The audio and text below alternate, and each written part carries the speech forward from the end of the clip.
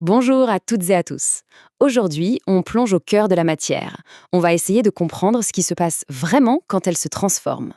Vous savez, du simple glaçon qui fond à la bûche qui crépite dans la cheminée, derrière tout ça, il y a des règles invisibles qui gouvernent des transformations, elles, bien visibles. C'est la grande question, n'est-ce pas? Prenez une feuille de papier, on la brûle, et hop, elle semble disparaître en fumée et en un petit tas de cendres. Mais est-ce qu'elle a vraiment disparu? Où est passée toute cette matière? C'est ce petit mystère qu'on va éclaircir ensemble aujourd'hui. Alors, voici notre plan de vol. D'abord, on va bien faire la différence entre un changement physique et un changement chimique. Ensuite, on découvrira une loi fondamentale, la règle d'or de Lavoisier.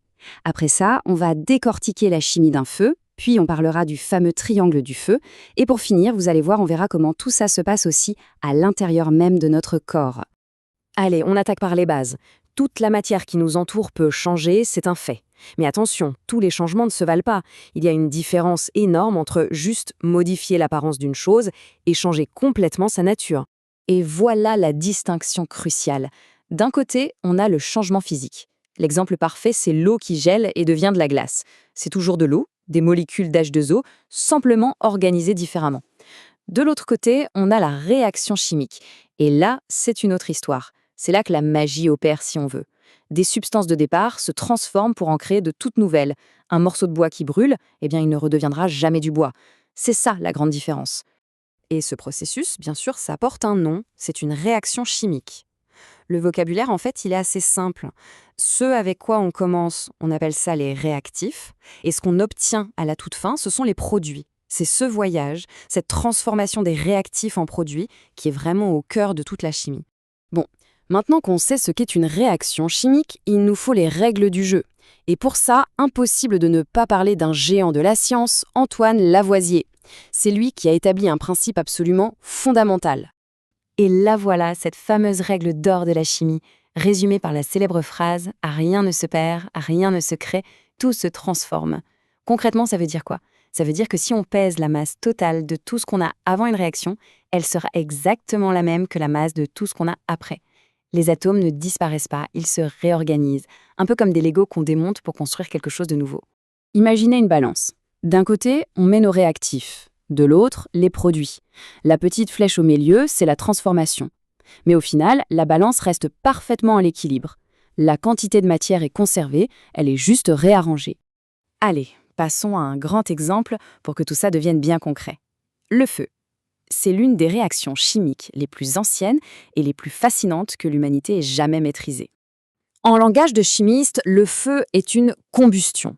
Et pour qu'elle ait lieu, il faut deux acteurs principaux. D'abord, un combustible, c'est la matière qui va brûler, comme le bois ou le papier. Et puis, il faut un comburant. Dans la très grande majorité des cas, c'est tout simplement le dioxygène qui se trouve dans l'air.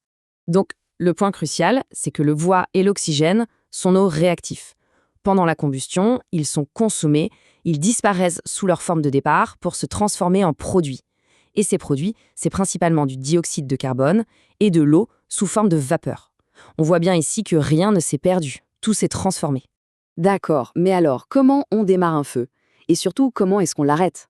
La réponse se trouve dans un modèle tout simple, mais hyper efficace, le triangle du feu. C'est vraiment l'outil de base pour comprendre et contrôler la combustion.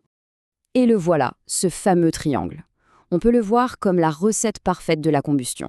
Il faut impérativement ces trois ingrédients réunis en même temps et au même endroit. Si on en retire un seul, la réaction s'arrête net. Le feu s'éteint. Détaillons un peu ces trois côtés. On a déjà parlé du combustible, la matière qui brûle, et du comburant, l'oxygène. Le troisième élément, c'est l'énergie d'activation. C'est l'étincelle, la chaleur de l'allumette. Bref, le petit coup de pouce qui lance la réaction.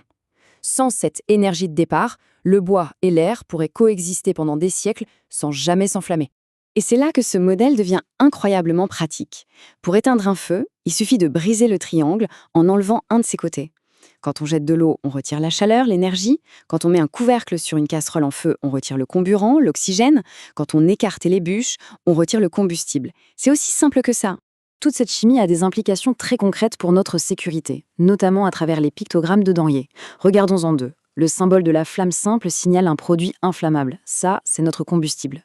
Celui de la flamme sur un cercle signale un produit comburant, une substance qui peut déclencher ou aggraver un incendie.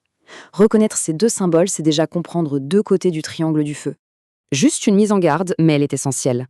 Si une combustion manque d'oxygène, on dit qu'elle est incomplète.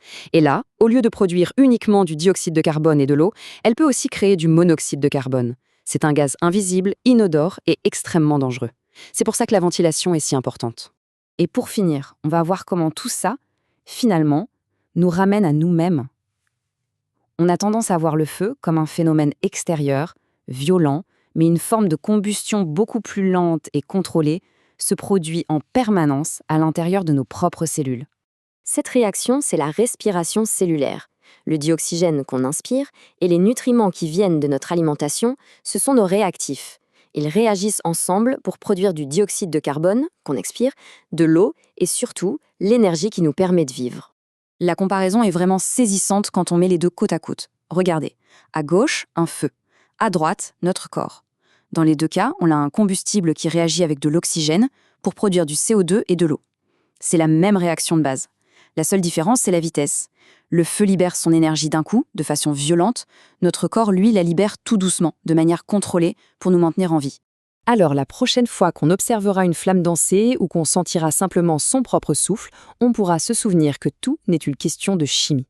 De la grande règle de Lavoisier au petit moteur de nos cellules, ce sont les mêmes principes qui sont à l'œuvre. Ça laisse songeur. Quelles autres réactions chimiques invisibles, mais absolument essentielles, se cachent tout autour de nous dans notre quotidien ?